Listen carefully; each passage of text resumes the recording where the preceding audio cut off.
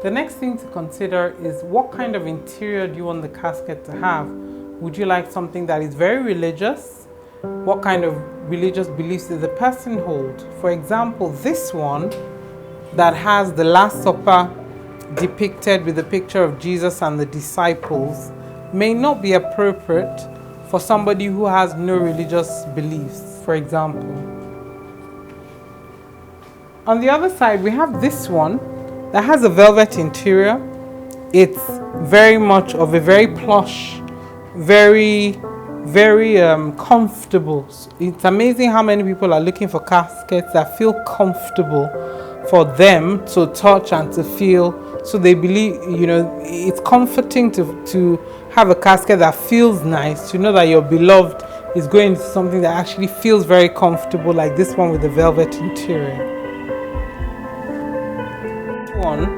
The casket is pink because we tend to find that a lot of them are quite masculine. So we have some design that we've created that the interior is pink. It's got some flowers in it. It's very pretty. Looking at something like this would be something I wouldn't look at it and think this would be perfect for my father. I would think, oh, this would be very lovely for maybe a grandmother, a mother, a sister, that kind of thing, rather than somebody who is a 45-year-old man, for example. So these are the things for you to think about. This is also velvet, but it's really the flora and the unusual pink that makes it quite a unique casket in itself.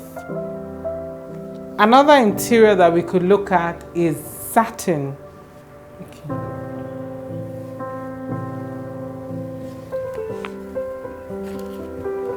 This one is more of a crepe, or some people call it bridal satin interior.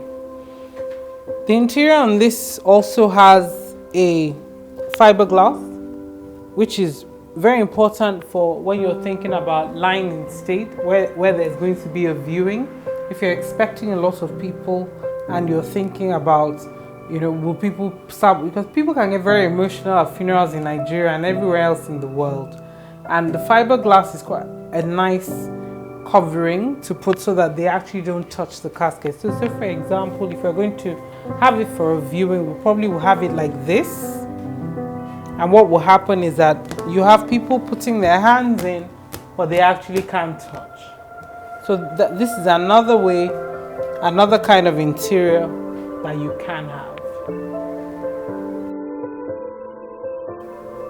The last, but not the least thing to consider when choosing a casket is what size was the person. Some people were very tall, some people were very short, some people were wider, some people were slimmer. Tall, short is relative, so we have to be a bit more accurate. It's not unusual for us to actually go to the mortuary to take a measurement of the remains of the person to be able to make a judgment. If your father was 6'4", the options available to him are quite different from somebody whose father was 5'7". Perhaps you might be thinking, well, it was somebody who was quite wide. It's not unusual for you to have a funeral that is delayed by a little while because the casket that the family has chosen does not fit the person's size. It's actually worth you, when you're speaking to your funeral director, if the person was anything out of the average, or even if they were averages, or all these things, size is relative.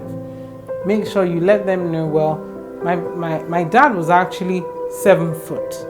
My dad was actually 4 foot. That way you can ensure that whatever choices you're making would adequately cater for the size of the person's remains. Especially when you're talking about viewing, because nobody really wants to have a casket that the person looks as if they're squeezed inside. We all know, yes, the soul has gone, but whatever you're doing, if you're looking after the body, at least do it well. You don't want to look like you're squashed inside the casket.